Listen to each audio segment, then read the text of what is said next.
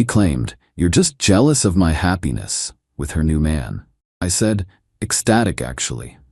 When her happiness got arrested for bigamy and I testified as his second wife's lawyer, the jealousy theory died. I, 32 male, am a family law attorney who just had the most professionally satisfying case of my career.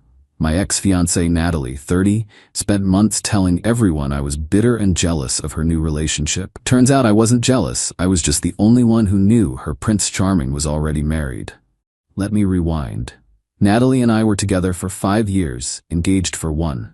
The relationship ended 8 months ago when I found out she'd been having an emotional affair with some guy she met at a conference. Donovan, investment banker, drove a Maserati, wore suits that cost more than my monthly mortgage. She swore it was just friendship. Until I showed her the texts I'd seen pop up on her iPad. We shared an Apple ID for some subscriptions. Messages about how she was his soulmate and how they were meant to be together. The breakup was swift. I moved out of our condo, she kept the ring, didn't want it back anyway, and we divided our stuff fairly amicably. I was hurt, but handling it like an adult. Within 2 weeks, she was posting pics with Donovan. Within a month, they were Instagram official. Within 3 months, they were engaged. Yeah, that stung a bit. But here's where it gets interesting. I'm a lawyer, specifically family law. I know how to research people. Call it professional curiosity or residual hurt, but I did a basic background check on Donovan. The man was married, had been for 6 years. Wife named Amara, 2 kids, house in the suburbs. But here's the thing. He wasn't separated or divorced. He was just married. Living a complete double life. I sat on this information for a week, debating what to do. Then Natalie started her campaign. It began with subtle digs on social media. "So grateful to find a real man who knows my worth," and "When you upgrade from a Honda to a Ferrari, I drive a perfectly nice Accord, thank you." Then it escalated. She started telling our mutual friends that I was obsessed with her, that I couldn't handle seeing her happy, that I was probably crying into my law books, while she lived her best life. The worst part? She showed up at my nephew's birthday party. My sister had invited her before the breakup and felt too awkward to uninvite her with Donovan, made a big show of their love, even announced their engagement to my family at my nephew's party. "I hope you can be happy for me, even though I know it's hard for you," she said loudly enough for everyone to hear. "Maybe someday, you'll find what Donovan and I have." My sister later told me Natalie spent the whole party telling people I'd been texting her constantly, I hadn't contacted her once, and that she was worried about my mental health because I was struggling to accept her happiness. Donovan stood there smirking the whole time, arm around her, playing the part of the protective new fiancé. Even shook my hand with this condescending, "No hard feelings, right, buddy?" That's when I decided, fine. You want to play games? Let's play. I reached out to Amara through her LinkedIn. Sent a professional message saying I had information regarding her husband that she needed to know. We met at a Starbucks. The poor woman knew something was off. Donovan's business trips had gotten more frequent. He'd been distant. But she never imagined he was planning a whole second wedding. I showed her everything. Natalie's social media, the engagement announcement, the wedding planning posts. The venue booking Natalie had tagged, everything. Amara didn't cry, she just got very, very quiet. Then she said, "I need a lawyer." "I happen to know one," I replied. Now, I don't usually take cases with personal connections. But Amara wasn't technically connected to me, she was connected to my ex's new man. And I specialize in divorce and family law. Plus, I referred the criminal side to a colleague who handles bigamy cases. Yes, bigamy is actually illegal. It's a felony in our state, up to 5 years in prison. The same week I agreed to represent Amara, Natalie sent out save the dates for her wedding to everyone, including me. With a handwritten note, "Hope you can make it, unless it's too hard for you." I RSVP'd yes, because by the wedding date I had a feeling things would be very different. Update 1. Oh boy, has this escalated. Natalie's entitlement has reached astronomical levels, and Donovan's house of cards is collapsing spectacularly. First, the legal stuff. Amara filed for divorce and we froze all of Donovan's assets. Turns out his wealth was mostly leveraged against properties owned jointly with his wife. The Maserati? leased under his company's name, which Amara co-owns. Those expensive suits, purchased with their joint credit cards. But the criminal case is where it gets juicy. My colleague who handles criminal law filed charges for bigamy and fraud. Donovan had used fake documents to apply for a marriage license with Natalie, claiming he was single. That's not just bigamy, it's also document fraud. Here's where Natalie's entitlement went supernova. Day 1 after Donovan's arrest, she called me 73 times. Not texting, calling. I didn't answer once. Finally, she left a voicemail. "You vindictive piece of shh. You couldn't handle seeing me happy, so you made up lies about Donovan. I know you're behind this. You're probably laughing with your lawyer buddies. Well, guess what? We're suing you for defamation and harassment.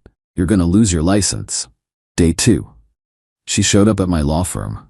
Security had to escort her out after she started screaming in the lobby about how I planted evidence and forged a fake wife to break them up. Yes, she actually claimed I hired an actress to pretend to be Donovan's wife. The security footage is now evidence. Day 3. She started a smear campaign, posting on every legal review site that I was an unethical lawyer who stalks his ex-girlfriends and sabotages their relationships. Had to get those taken down with cease and desist letters. But here's the best part. She was still defending Donovan. Posted on Facebook, "These allegations against my fiancé are lies spread by a jealous ex who can't accept I've moved on." Donovan's ex-wife is clearly just bitter about their divorce and is conspiring with my ex to ruin our happiness. We will weather this storm together. Ma'am, there was no divorce. That's the whole point. Week 2. Donovan made bail. Natalie threw a freedom party to celebrate. Posted pics of them popping champagne with the caption, "Can't keep a good man down. Ready to sue everyone who tried to destroy us." Then she did something spectacularly stupid. She reached out to Amara. Amara forwarded me the messages. "Natalie, I know you're hurting from the divorce, but lying about Donovan won't get him back." What divorce? We're still married, that's the problem. Nice try. Donovan showed me the divorce papers. "Those would be public record. File number, please?" "I don't need to prove anything to you. You're just bitter he chose me." "He didn't choose anyone, he lied to both of us." "You're pathetic. Using your kids to trap a man who doesn't love you. That last message? Yeah, that's now evidence of harassment." Week 3, the preliminary hearing happened. I attended as Amara's counsel. Natalie showed up in a white outfit, weird choice for court, to support her man. The judge reviewed the evidence. Marriage certificate between Donovan and Amara, 2018. No divorce records found. Marriage license application between Donovan and Natalie with single checked. Proof he was living at both homes. Bank records showing he was financially supporting both households. Donovan's lawyer tried arguing it was a misunderstanding and that he thought his divorce was finalized.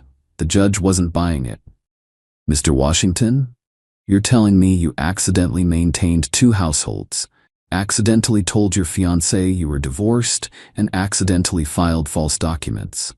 But the peak entitlement came when Natalie stood up in court and said, "Your Honor, I'd like to address the court." Judge, "Ma'am, sit down. You're not a party in this criminal case." "But I'm the real victim here. These people are trying to steal my fiancé." "Ma'am, sit down or you'll be held in contempt." She sat down but kept muttering loud enough for court reporter to pick up. "This is ridiculous. Jealous exes, conspiracy." Donovan was bound over for trial. Bail continued with conditions, no contact with Natalie to prevent further fraud, and GPS monitoring. Natalie's reaction outside the courthouse to reporters. "This is a witch hunt orchestrated by my ex who can't handle seeing me with a successful man. The truth will come out." Reporter, "But ma'am, the marriage certificate." "Fake. It's all fake." She's still wearing the engagement ring, still planning the wedding, still telling everyone I'm jealous. The criminal trial is next month. And guess who's been subpoenaed as a witness? Both me and Natalie. This is going to be spectacular. Update 2. The trial happened. I've been in a lot of courtrooms, but this one will stick with me forever. Natalie's complete breakdown was something to behold. First, let me update you on what happened between the preliminary hearing and trial. Natalie went into overdrive trying to save her perfect relationship. She, 1. started a GoFundMe for Donovan's legal fees, titled, "Help Us Fight Against Jealous Exes and False Accusations."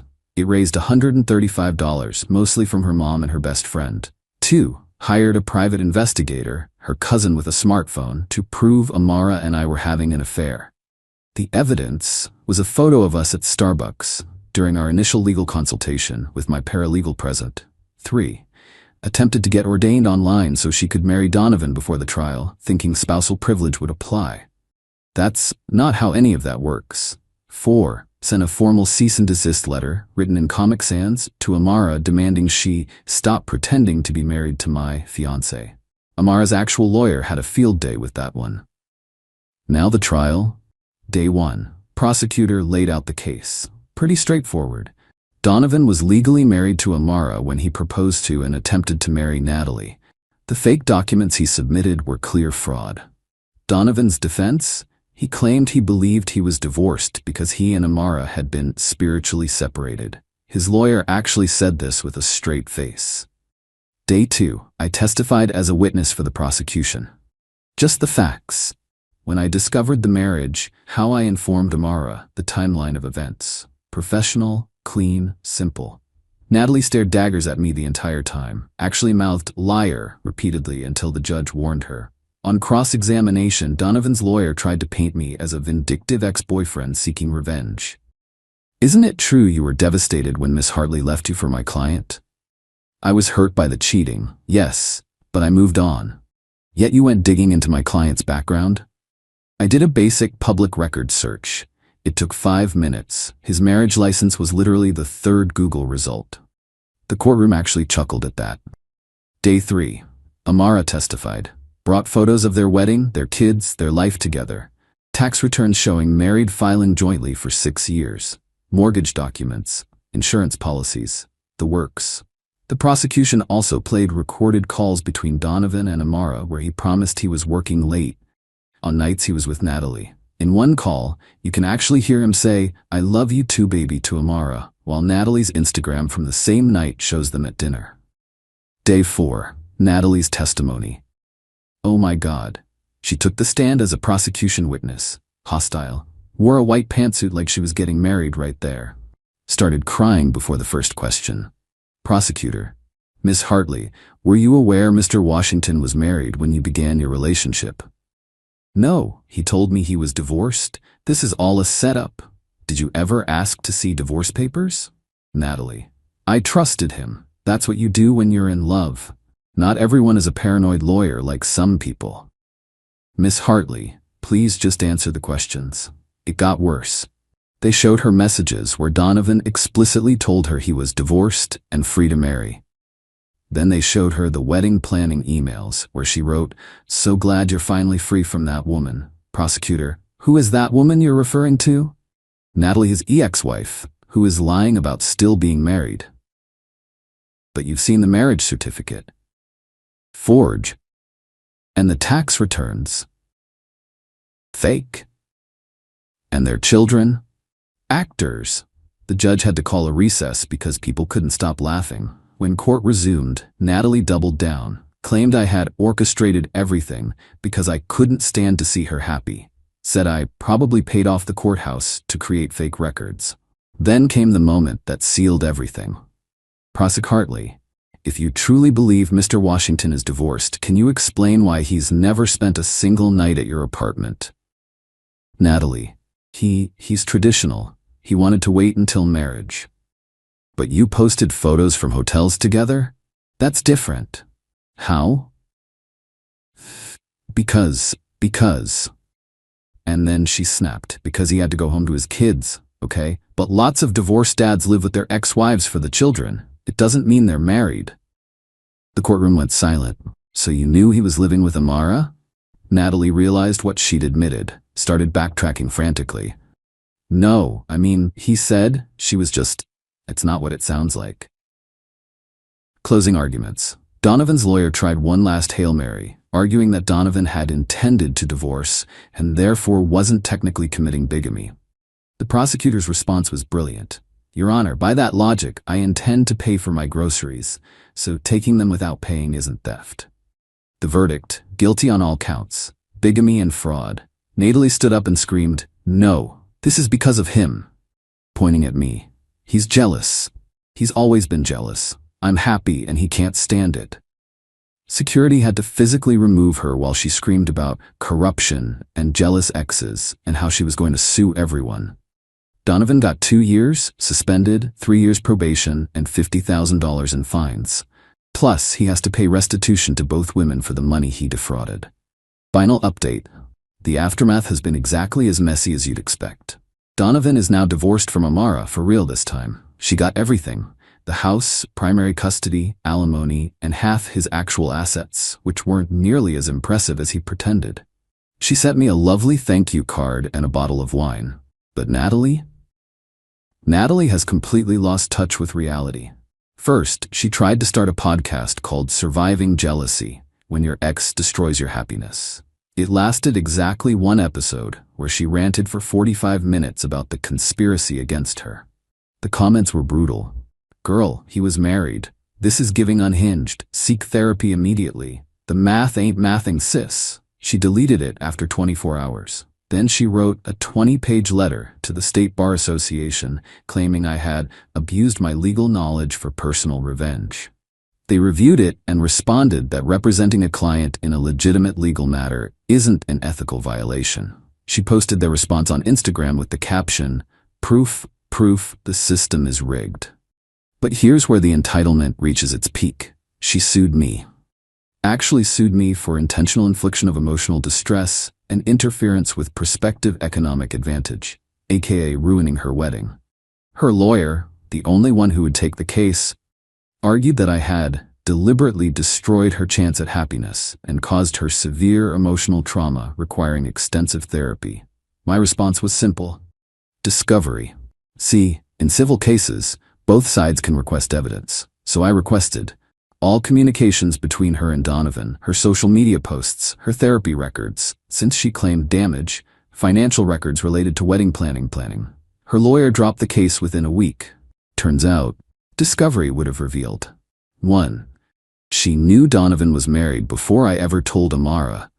Found texts where she told a friend he just needs time to leave his wife. 2. She'd been fired from her job for taking too much time off for the trial and her podcast career. 3. She'd spent $30,000 on a wedding that was never going to be legal. 4. Her therapy was actually a life coach who was telling her she was a victim of masculine jealousy. The case was dismissed with prejudice, meaning she can't refile it. Last I heard through the grapevine, she moved back in with her parents, still posts quotes about surviving narcissistic abuse, presumably meaning me. Tried to become a relationship coach, 0 clients. Still wears the engagement ring and tells people her fiancé is away on business. The absolute final straw came last week. I'm now engaged to a wonderful woman named Helena. Met her at a legal conference, ironically. We announced it on social media and Natalie commented, "Wow, moving on so fast? Guess you're trying to fill the void after destroying true love. Hope she knows what she's getting into." Helena's response was perfect. "Thanks for the concern. BTW, congrats on your recent appearance in State v. Washington. The transcript was fascinating reading." Natalie blocked us both. So to answer her original accusation, was I jealous of her happiness? Nope. I was ecstatic. Ecstatic I dodged that bullet. Ecstatic she showed everyone exactly who she was. Ecstatic that justice was served. The jealousy accusation aged like milk in the sun, much like her engagement to a married man. Thanks for following this wild ride. Remember, if your ex accuses you of being jealous of their new relationship, maybe Google the new partner first. You might save someone else from bigamy. Edit. For everyone asking, yes, Amara is doing great.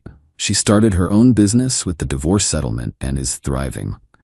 We exchange Christmas cards now. Edit 2. Natalie apparently found this post and is threatening to sue me for defamation. My lawyer says good luck proving defamation when court transcripts are public record.